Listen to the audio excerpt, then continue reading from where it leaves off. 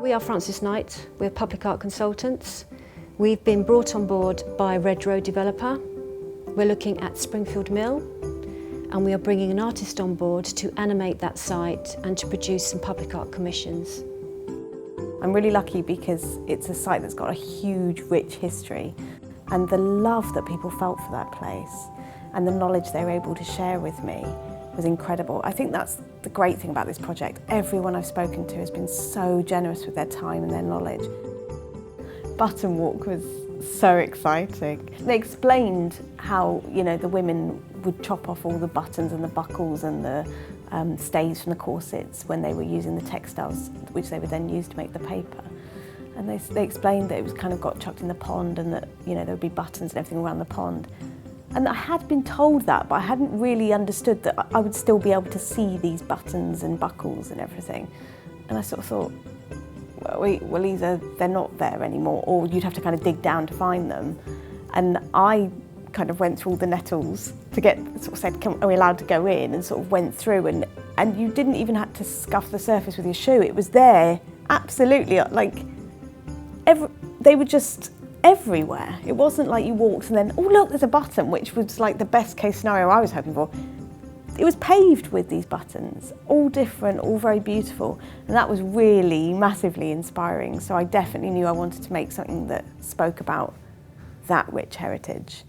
So I'm making permanent paving that celebrates that, and it will be stone paving that's embossed with my drawn buttons. We're looking at the button walk paving, we're looking at this huge sheet of paper, and I've just been endlessly scrunching up sheets of paper in my studio trying to think about how that will work.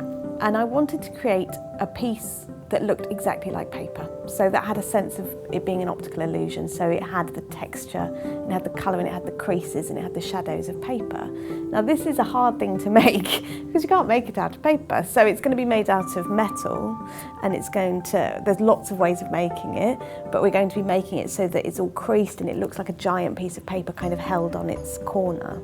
The third thing we're looking at is a heritage trail. So because the heritage of the site is so interesting and diverse, we want to retain it in some way. We really want people, generations and generations away, to kind of know what happened there.